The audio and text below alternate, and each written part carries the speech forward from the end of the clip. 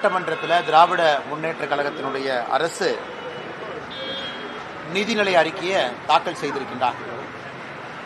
இந்த நிதிநிலை அறிக்கையை பொறுத்தவரை அதனால் தமிழக மக்களுக்கு எந்த பிரயோஜனம் இல்லை. காரணம், தேர்தல் வருது. தேர்தல் வந்த பிறகு, புதிய ஆட்சி வந்த பிறகு மறுபடியும் அவங்க நிதிநிலை அறிக்கை போடுவாங்க. எந்த பிரயோஜனம் இல்லை என்றாலும் கூட கடந்த 4 ஆண்டுகளில் திராவிட முன்னேற்ற கழகம் எந்த அளவுக்கு பாதையை கடந்து வந்திருக்கின்றார்கள் என்பது வெட்ட வெளிச்சமாக இந்த நிதிநிலை அறிக்கையில் பார்க்கலாம். முதல்ல ஆரம்பிக்கணும்னா, நடந்து முடிந்த ஃபினான்ஷியல் இயர் 2025-26 முடிஞ்சிருக்கு. இன்னைக்கு வரைக்கும் நம்முடைய கடன் என்பது 9,29,000 கோடி, 9,29,000 crore, 9,29,000 கோடி. அடுத்த ஆண்டு 2026-27 அடுத்த ஃபினான்ஷியல் இயர் முடியும் பொழுது மொத்த கடன் என்பது 10,62,000 கோடிக்கு போயிருக்கும். அப்போ ஒரே ஆண்டில் திராவிட முன்னேற்ற கழகத்தினுடைய அரசை பொறுத்தவரை இதை சமாளிக்கணும் அப்படின்னா 1,33,000 கோடி கடனை ப்ரொஜெக்ட் பண்ணுறாங்க. ஒரே ஆண்டில் 1,33,000 கோடி கடன் வாங்கணும். இந்த நிதிநிலை அறிக்கையில் தமிழகம் 10 லட்சம் கோடி ரூபாய் கடனை தாண்டி 10,62,000 கோடிக்கு போயிருக்கும். ஒரு ஆட்சி இருக்குன்னா கடனை குறைக்கணும். அந்த மாநிலத்தினுடைய பொருளாதார அடிப்படையில் அந்த கடன் குறைஞ்சிருக்கணும். டெப்ட் டு ஜிடிபி ரேஷியோன்னு சொல்லுவோம். அதுவும் தமிழகத்தில் குறைந்தபாடு இல்லை. கடனை அதிகமாகக்கூடிய ஆட்சி. போன ஆண்டு நிதிநிலை அறிக்கை கொடுத்த பொழுது மாநிலத்தினுடைய ரெவென்யூ ரெசிப்ட், அதாவது மாநிலம் எந்த அளவுக்கு வருமானத்தை ஈட்டி இருக்கிறாங்க அப்படிங்கிறத ரெவென்யூ ரெசிப்ட்னு சொல்லுவோம். அது ரொம்ப முக்கியமான ஒரு புள்ளி விவரம். திராவிட முன்னேற்ற கழகம் போன ஆண்டு நிதிநிலை அறிக்கையில் இந்த ஆண்டு ரெவென்யூ ரெசிப்ட் 3,31,569 கோடி ரூபாய் ஈட்டுவோம் என்று சொன்னார்கள். அதாவது இந்த ஒரு வருஷம் முழுவதுமே 3,31,000 கோடி ரூபாய் வருமானத்தை ஈட்டுவோம். ஆனால் 3,09,000 கோடி தான் வருமானத்தை ஈட்டி இருக்கிறாங்க. அப்படி என்றால் இந்த ஒரு ஆண்டு காலத்தில் போன நிதிநிலை அறிக்கைக்கும் இந்த நிதிநிலை அறிக்கைக்கும் அவங்க கிட்டத்தட்ட சொன்னபடி 21,871 கோடி குறைவாக வருமானம் ஈட்டியிருக்கின்றார்கள்.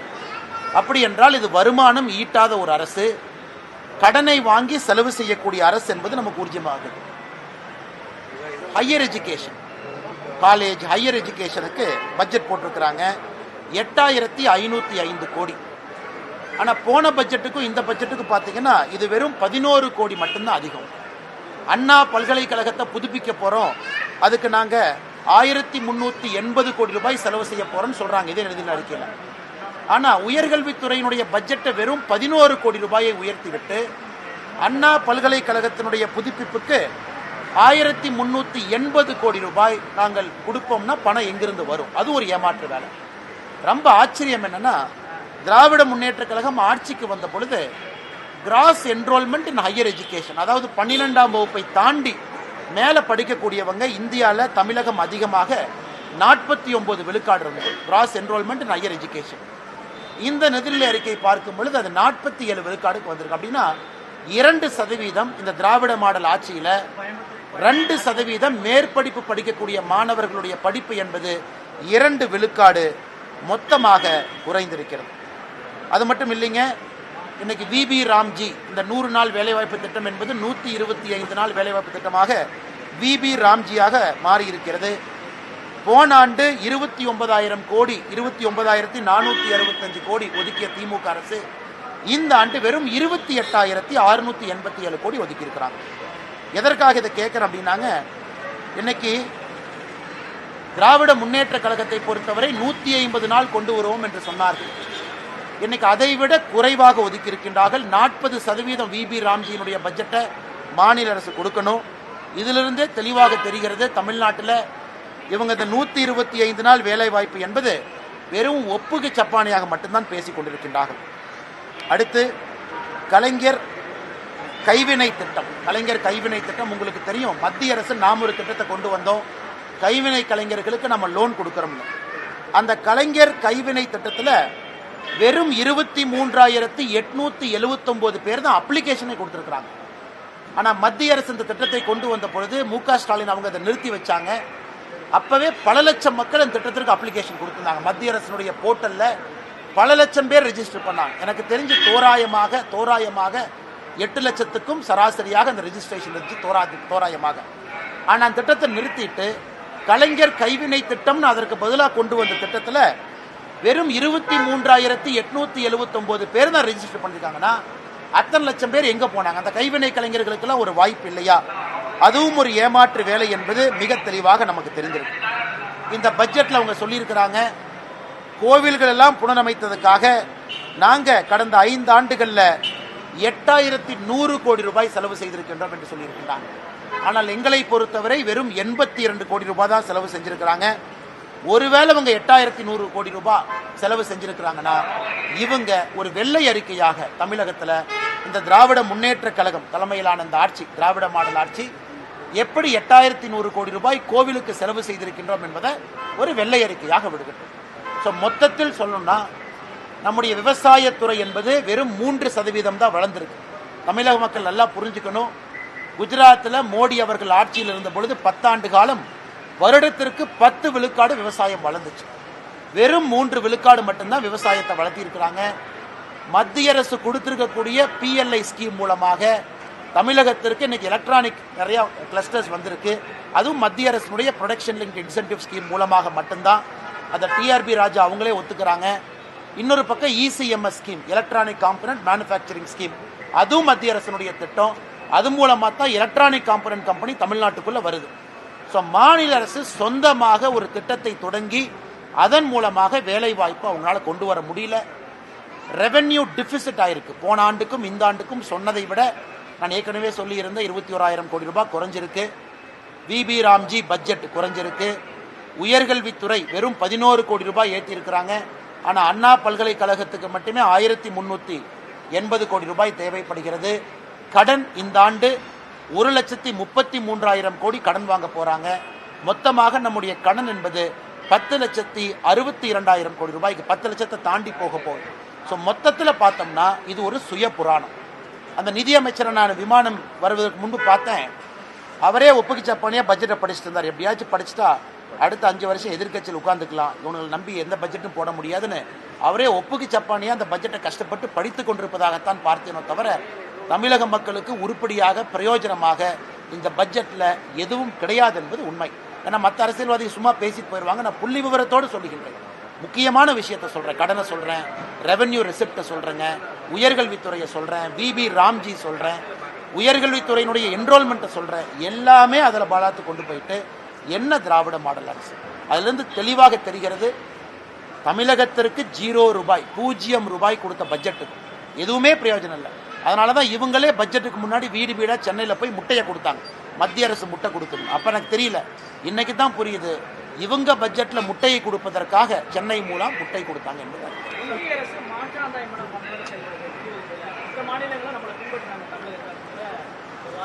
ஆனால் அவங்க எந்த அளவுக்கு போயிட்டாங்கன்னா, இந்த வருஷம் ஒன்றிய அரசு அப்படின்னு இவங்க சொல்லக்கூடிய நம்முடைய மத்திய அரசு அவங்க பட்ஜெட்டில் நாம லேடிஸ் ஹாஸ்டல் ஸ்டெம் இன்ஸ்டிடியூஷன்ல மாவட்டத்துக்கு ஒண்ணுன்னா உடனே முதலமைச்சர் ஒரு புருடா விட்டாரு, தமிழ்நாட்டை பார்த்து காய்ப்பிடிச்சிட்டாங்க பாருங்க, நாம தான் தோழி விடுதி பண்ணணும். ஆனா எத்தனை பேருக்கு தெரியும் மத்திய அரசினுடைய சஹி நிவாஸ் அப்படிங்கிறது தான் தமிழகத்துல தோழி விடுதின்னு ஒரு ஸ்டிக்கர் ஒட்டி மத்திய அரசு கொடுக்கக்கூடிய பணத்தை அந்த தோழி விடுதிக்கு பயன்படுத்துறாங்க. இந்த பட்ஜெட்லயும் தோழி விடுதியை பத்தி பேசியிருக்காங்க. ஆனா தப்பு இல்லை, கொண்டு வாங்க. ஆனா மத்திய அரசு அக்னாலேஜ் பண்ணும், இது மத்திய அரசு திட்டம்னு சொல்லுங்க. நீங்க சொல்றீங்க கலைஞர் கனவு திட்டம், கனவு இல்லம் திட்டம்ங்கிறீங்க, அது மத்திய அரசுடைய திட்டம் இல்லையா? மத்திய அரசு அதுக்கு பணம் கொடுக்கலையா? ஆனால் வெறும் பொய்யை பேசி பேசி நீங்க சொல்லாட்டி கூட பரவாயில்ல, இந்த முறை மத்திய அரசுடைய பட்ஜெட்ல இந்த லேடிஸ் ஹாஸ்டல்ல இந்தியா முழுவதும் கொண்டு வரும்போது ஒரு திமுக அமைச்சர் சொன்னாரு, பாருங்க நம்ம தோழி விடுதியை எல்லா பக்கம் கொண்டு போறாங்க. இதான் திராவிட மாடல் ஆட்சியினுடைய சாதனை. மத்திய அரசினுடைய சஹி நிவாஸ் திட்டத்தை எடுத்து தோழி விடுதியின் பேரை மாற்றி அதை மறுபடியும் மத்திய அரசின் மீது பழிய போடுறாங்க. அதனால் மொத்தமாக சொல்ல வேண்டும் என்றால் மத்திய அரசு நிறைய கொடுக்குறாங்க. நீங்க போய் கையெழுத்து போட்டு PM ஸ்ரீ ஸ்கூல் வருவதற்காக கையெழுத்து போட்டு கேரளா கையெழுத்து போட்டு வாங்கியிருக்கின்றார்கள். ஒரு மாநிலமும் போடும் பொழுது சொன்னதை மாத்தி பேசி திரும்ப வந்து இன்னைக்கும் தர்மேந்திர பிரதான் அவர்கள் சொல்வது என்ன? MOUவை சைன் பண்ணுங்க, பணத்தை வாங்கிக்கங்க. மத்திய அரசை பொறுத்தவரை எங்கேயும் மாற்றாந்தாய் மனப்பான்மையோடு அணுகவில்லை. மாநில அரசு தான் வேண்டுமென்றே மத்திய அரசின் மீது ஓர வஞ்சனையோடு தமிழகத்திற்கு எதுவும் வரக்கூடாது. இன்னைக்கு நான் சொல்றேங்க, இதே பட்ஜெட்ல தங்கம் தென்னரசு அவங்க சொல்றாங்க மதுரைக்கு கோயம்புத்தூருக்கு மெட்ரோ ரயில் இல்லை, மத்திய அரசுனால மெட்ரோ ரயில் இல்லை. நான் கேட்கிறேன், மத்திய அரசு டீடைல்டு ப்ராஜெக்ட் ரிப்போர்ட்டை மாற்றி கொடுங்கன்னு கேட்ட பிறகு 5 மாதம் ஆச்சு, 4.5 மாதம் ஆச்சு. நீங்கள் டீடைல்டு ப்ராஜெக்ட் ரிப்போர்ட்டை சப்மிட் பண்ணீங்களா? சப்மிட் பண்ணது என்ன தேதி அப்படிங்கிறது தமிழக மக்களுக்கு சொல்லுங்க. அதை சொல்லாம சட்டப்பேரவையில் கோயம்புத்தூருக்கும் மதுரைக்கும் மெட்ரோ ரயில் வராத காரணம் மத்திய அரசு இன்னைக்கும் இந்த பட்ஜெட்ல அண்ணன் தங்கம் தென்னரசு அவர்கள் ஒரு பைய சொல்றாங்க. இதை எப்படி ஏற்றுக்க முடியுங்கண்ணா?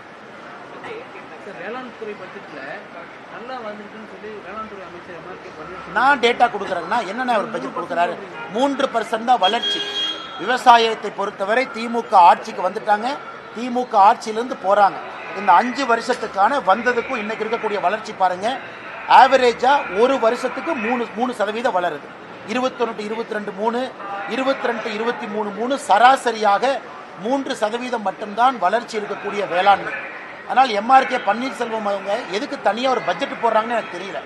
வெறும் 3% வளரக்கூடிய வேளாண் துறை பட்ஜெட்டு, அதில் வேளாண் துறையினுடைய வயிற்றில் அடிக்கக்கூடிய ஒரு துறைக்கு எதுக்காக தனி பட்ஜெட்டு? அதனால் வெள்ளை அறிக்கை விடட்டும். நீங்கள் அதிகமாக வளர்ந்துருக்குன்னா என்ன வளர்ந்துருக்குன்னு சொல்லுங்கள். தமிழ்நாட்டில் என்ன உற்பத்தி, வேளாண் துறையினுடைய என்ன உற்பத்தி வளர்ந்துருக்கு? ஓவரால் நான் சொல்வது ஒட்டுமொத்தமாக வேளாண் துறையினுடைய வளர்ச்சி என்பது சராசரியாக வருடத்திற்கு 3% மட்டும்தான். அதை மாற்றி நம்பரை டிங்கர் பண்ணி அந்த வேளாண் துறையினுடைய ஒரு 3 பொருளை மட்டும் எடுத்து அது வளர்ந்ததா சொல்லாதீங்க. மொத்தமாக வேளாண் துறையினுடைய வளர்ச்சி நம்ம பேசிட்டோம்.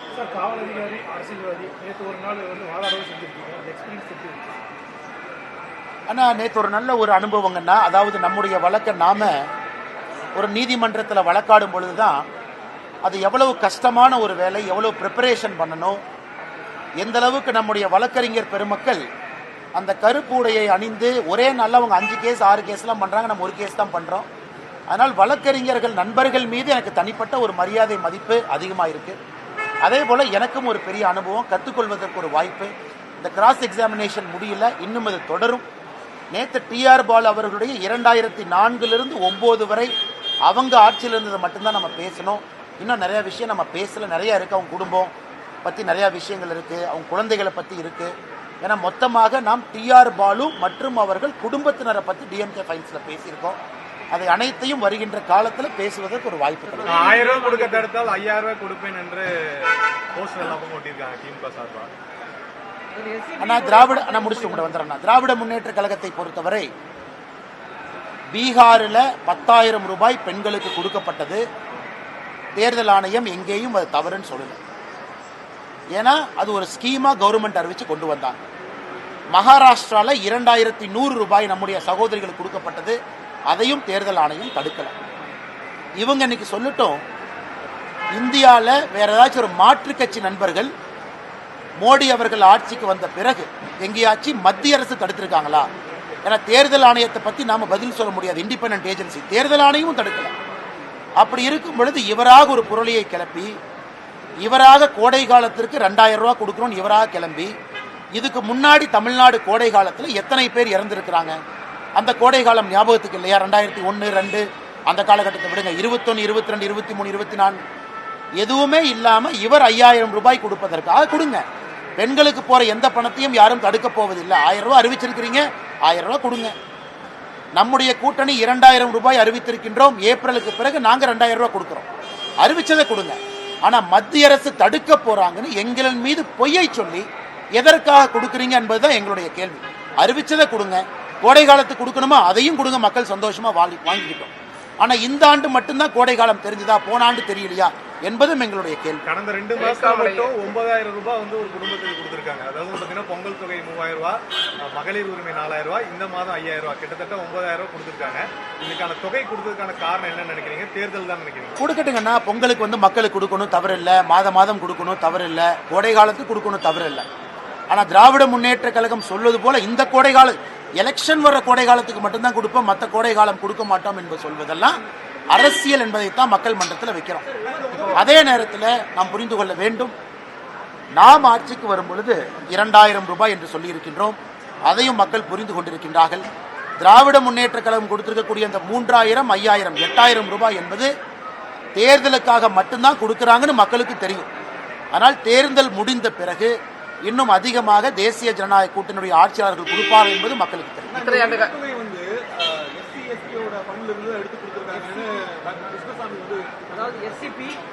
ஆனா தமிழகத்துல உரிமை தொகை வாங்கக்கூடிய நம்முடைய சகோதரிகள் தாய்மார்கள்ல 32 விழுக்காடு பட்டியல் சமுதாயத்தை சார்ந்த நம்முடைய அன்பு சகோதரிகள் தாய்மார்கள் 32%. இதுல நம்ம நன்றாக புரிந்து கொள்ள வேண்டும், எஸ்சி எஸ்டி சப்ளான், அதாவது பட்டியல் சமுதாயத்திற்கு பழங்குடி இனத்திற்கு கொடுக்கக்கூடிய சப்ளான் என்பது அவங்களுடைய டெவலப்மெண்ட்டுக்காக கொடுக்கக்கூடிய தனியாக வரக்கூடிய ஒரு பட்ஜெட். அது நேரடியாக அவர்களுக்கு அவர்களுடைய வளர்ச்சிக்காக பயன்படுத்தணும். ஆனா இன்னைக்கு மாநில அரசு என்ன சொல்றாங்க, 32 விழுக்காடு இதுல எஸ்சி எஸ்டியை சார்ந்த சகோதர சகோதரிகள் இருக்கிறனால இந்த பிளான் அப்படியே டைவர்ட் பண்ணி கொடுக்கறேன் அப்படிங்கிறது ஏற்புடையது கிடையாது. பொது பட்ஜெட்டில் இருந்து தான் நீங்க கொடுக்கக்கூடிய பணத்தை கொடுக்கணும். ஏன்னா நீங்க தேர்தல் வாக்குறுதி. எஸ்சி எஸ்டி சப்ளான் என்பது அந்த சமுதாயத்தினுடைய வளர்ச்சிக்காக, உயர்வுக்காக, அவர்களுக்கு நல்ல திட்டங்களை கொடுப்பதற்காக கொடுக்கப்பட்டது. ஆனால் ஏற்கனவே சொன்னது போல அக்கவுண்டிங் ஃப்ராட், இது அக்கவுண்டிங் ஃப்ராடுன்னு தான் சொல்லணும். மாநில அரசை பொறுத்த வரைக்கும் அக்கவுண்டிங் ஃப்ராடு பண்ணித்தான், இந்த மாயாஜாலத்தை காட்டித்தான் மக்களை ஏமாற்றி கொண்டிருக்கின்றார்கள். நாங்கள் வளர்ச்சி அடைஞ்சிட்டோம், நாங்கள் 11% வளர்ச்சி அடைஞ்சோம். விவசாயத்தில் எவ்வளவு வந்தீங்க? 14%ல மத்திய அரசுனால பிஎல்ஐனால எவ்வளவு, மத்திய அரசுடைய இசிஎம்எஸ் ஸ்கீம்னால எவ்வளவு, தமிழ்நாட்டுக்கு வந்திருக்கக்கூடிய மேனுஃபேக்சரிங் எத்தனை மத்திய அரசுடைய திட்டத்தை பயன்படுத்தி வந்தாங்க? எதுவுமே இல்லாம பொதுவாக வெறும் வார்த்தை ஜாலங்களையும் அக்கவுண்டிங் ஃப்ராடையும் வைத்து திராவிட முன்னேற்ற கழகம் ஆட்சியில் இருக்கிறார். அங்கன்வாடி பணியாளர்களுடைய போராட்டத்தை தொடர்ந்து தமிழக அரசு இந்த கடைசி பட்ஜெட்ல இன்னொன்னு எதிர்பார்த்தோம். சென்னை மாநகரம் போராட்ட களமாக இருக்குது. அங்கன்வாடி நம்முடைய அன்பு சகோதரிகள் அங்க இருக்கிறாங்க, சகோதரர்கள், பகுதிநேர ஆசிரியர் பெருமக்கள், செவிலியர்கள், ஒரே வேலைக்கு ஒரே ஊதியம் கொடுக்க வேண்டும் என்று போராடக்கூடிய டீச்சர்ஸ், ஆசிரியர் பெருமக்கள், இவங்க எல்லாத்துக்கும் இந்த பட்ஜெட்ல ஏதாச்சும் ஒரு விடிவு கிடைக்குமான்னு பார்த்தா, சார் திமுக ஆட்சியிலிருந்து போறாங்க, போகும்போது நல்லது நாள் செய்வாங்களான்னு பார்த்தா அதையும் செய்யல. அதனால அவங்க போராட்டம் தொடர்ந்துகிட்டு தான் இருக்குங்கன்னா அது ரொம்ப ரொம்ப துக்ககரமான ஒரு விஷயம்தான்.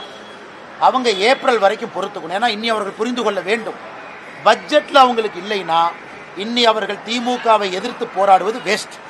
அவங்க திமுகவை ஆட்சியிலிருந்து அகற்றுவதற்காக இவங்க எல்லோரும் உடன்பட்டு செயலாற்ற வேண்டும் என்பது என்னுடைய கோரிக்கை. அதாவது பகுதி நேர ஆசிரியர் பெருமக்கள், செவிலியர்கள், நான் சொல்வது எல்லாமே டீச்சர்ஸ்லேருந்து எல்லாருமே இன்னி அவர்களுக்கு அடுத்த 15 நாள் எதுவும் வரப்போறதில்லை. திமுகவை ஆட்சியிலிருந்து அகற்றி புதிய தேசிய ஜனநாயக கூட்டணி ஆட்சிக்கு வரும் பொழுது இதை செய்வார்கள் என்கின்ற நம்பிக்கை எல்லோருக்குமே இருக்கு. நாங்கள் செய்யவும் போறோம். அதனால் அவர்கள் திமுகவை ஆட்சியிலிருந்து அகற்றுவதற்காக அடுத்த 1 மாத காலம் வேலை செய்ய வேண்டுமோ தவிர சுட்டரிக்கின்ற வெயில்ல சென்னையில் வந்து உட்கார்ந்து போராடுவது அவர்களுக்கு எந்த லாபமும் கொடுக்க போவதில்லை.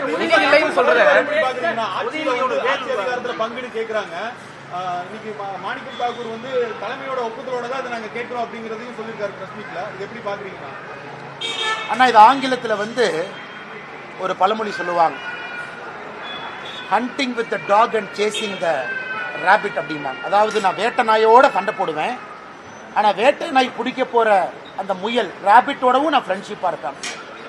இன்னைக்கு திராவிட முன்னேற்ற கழகத்தை பொறுத்தவரை நேற்று காங்கிரஸ் கட்சியினுடைய தமிழக தலைவர் பெங்களூர் போய் அவங்களுடைய தலைவரை பார்த்து இவரை தூக்கு அவரை தூக்கு லிஸ்ட்டை கொண்டு போறார். அவர் யாரை கட்சியிலிருந்து நீக்குன்னு சொல்றாமோ அவர் இங்க வந்து இல்ல எனக்கு ராகுல் காந்தி பர்மிஷன் கொடுத்தாரு அதனால தான் பேசுறேன். இதெல்லாம் நடந்துட்டு இருக்கும்போது மணிசங்கர் ஐயர் கேரளாக்கு போறாரு. இங்க காங்கிரஸ் ஆட்சிக்கு வரக்கூடாது, கம்யூனிஸ்ட் தான் ஆட்சிக்கு வரணுங்கிறாங்க. எனக்கு மணிசங்கர் ஐயரை போய் மைக்கில் நீட்டி நம்ம நண்பர்கள் கேட்குறாங்க, பத்திரிகை நண்பர்கள், என்ன ஏங்க சொன்னீங்க? நான் வந்து ராஜீவோட காங்கிரஸ்காரன், ராகுலோட காங்கிரஸ்காரன் இல்லை. அதனால எனக்கே குழப்பமா இருக்குது இது எந்த காங்கிரஸ் கட்சின்னு. மணிசங்கர் ஐயருடைய ஸ்டேட்மெண்ட்டு, தமிழகத்தில் திரு பிரவீன் சக்கரவர்த்தி அவர்கள், திரு மாணிக்கம் தாக்கூர் அவங்க ஸ்டேட்மெண்ட்டு, இன்னொரு பக்கம் செல்வ பெருந்தை அவங்க ஸ்டேட்மெண்ட்டை பார்க்கும் பொழுது இது காங்கிரஸ் கட்சியே இல்லை, ஒரு 10 பேர் ஃபெவிகாலை சேர்த்து ஒட்டி ஒரு கட்சியை நடத்துகிறாங்க. அதனால் அவங்க என்னதான் தனியாக குதிச்சாலும் கூட திராவிட முன்னேற்ற கழகம் ஆட்சிக்கு வரப்போதில்லை. ஆட்சிக்கு வந்தால் தானே அதிகார பகிர்வு, ஆட்சிக்கே வரப்போதில்லை எங்கள் அதிகார பகிர்வு. எல்லாம் பேசாமல் வீட்டில் உட்கார்ந்து சண்டை போடாமல் இருக்க வேண்டும் என்று காங்கிரஸ் கட்சி அன்போடு கேட்டுக்கொள்கிறேன்.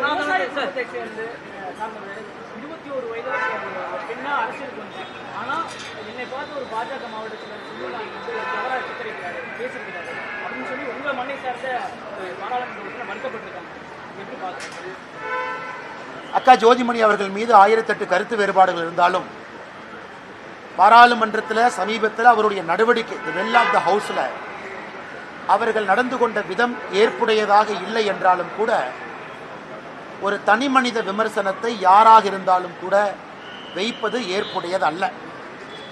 நேற்றே நான் கரூர் மாவட்ட காங்கிரஸ் நம்முடைய பாரதிய ஜனதா கட்சியினுடைய தலைவரை தொலைபேசி மூலமாக தொடர்பு கொண்டு என்னுடைய அசமாதானத்தை நான் தெரியப்படுத்தியிருந்தேன். அதே நேரத்தில் திரு ஜோதிமணி அவர்களுக்கும் தொலைபேசி மூலமாக நேற்று நான் தொடர்பு கொள்ள முயற்சித்தேன்.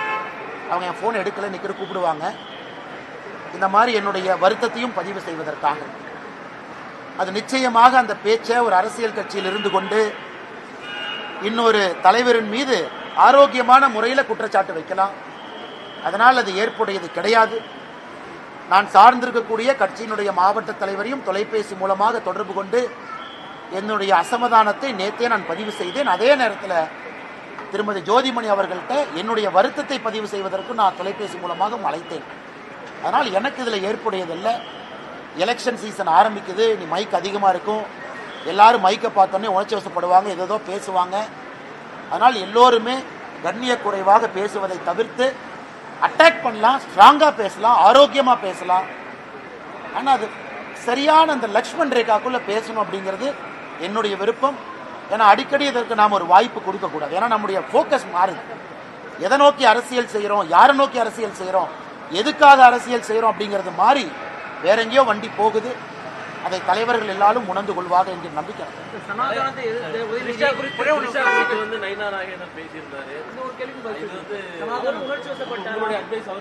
ஆனால் இல்லைங்கன்னா நேற்று முன்தினம் எங்களுடைய மாநில தலைவர் நயினார் நாகேந்திரன் அவர்கள் கோயம்புத்தூர் வீட்டுக்கு வந்திருந்தாங்க. ரொம்ப நேரம் பேசிக்கிட்டு இருந்தாங்க. நேற்று செய்தியாளர் சந்திப்பில் எங்களுடைய மாநில தலைவர் நயினார் நாகேந்திரன் அவர்கள் பேசும் பொழுது நானும் அண்ணங்கிட்டதை பற்றி பேசினேன் அப்படிங்கிற குறிப்பு சொல்லியிருந்தாங்க. நேற்று அவர் வருத்தம் தெரிவித்த பிறகு இந்த பிரச்சனை முடிஞ்சு போச்சு. இது ஃபுல் ஸ்டாப் வச்சிடணும். ஒரு வருத்தம் தெரிவிச்சுட்டாங்க, பிரச்சனை இதோடு முடிந்தது. கரூரை பற்றி நீங்கள் கேட்டீங்க, அதற்கும் நான் என்னுடைய கருத்தை சொன்னேன். அதற்கும் முற்றுப்புள்ளி வச்சிடலாங்கன்னா யாருமே பேசக்கூடாது. கரூரில் பேசியிருப்பது ஏற்புடையது கிடையாது. அதனால தான் நீங்கள் கேட்டீங்க. நான் எதுவும் மறைச்சி பேசலை, ஒளிவு மறைவாக பேசலை, அப்படியே அந்த வார்த்தையை பயன்படுத்தி நழுவி போகலை. நான் எங்களுடைய மாவட்ட தலைவர்கிட்ட ஃபோன் பண்ணியே நான் வருத்தத்தை பதிவு செஞ்சேன். பேசக்கூடாதுங்க, ரொம்ப தப்புங்க, தப்பாக எடுத்துக்குவாங்க, எப்படி நம்ம பேசலாம். பாராளுமன்றத்தில் அவங்க நடவடிக்கை எனக்கு தான் பிடிக்கல. அது அரசியல், நம்ம பண்ணுறது அவங்களுக்கு பிடிக்காம இருக்கலாம், அவங்க பண்ணுறது நமக்கு பிடிக்காம இருக்கலாம், வெளியே சொல்லலாம். ஆனால் வார்த்தைகள், அந்த வார்த்தைகளுடைய வீரியம், வார்த்தைகளுடைய கனம். ஏன்னா அந்த காலத்து மாதிரி நம்ம பேசுவோம். பத்திரிகை நண்பர்கள் நீங்கள் அடுத்த நாள் காலையில் பேப்பரில் வரும், வேற இப்போ சமூக வலைதளத்தில் போகுது, உடனே போகுது, எல்லாரும் பார்க்குறாங்க, அத்தனை பேர் பார்க்குறாங்க, ரீச் அதிகம். அதான் என்னுடைய கருத்து.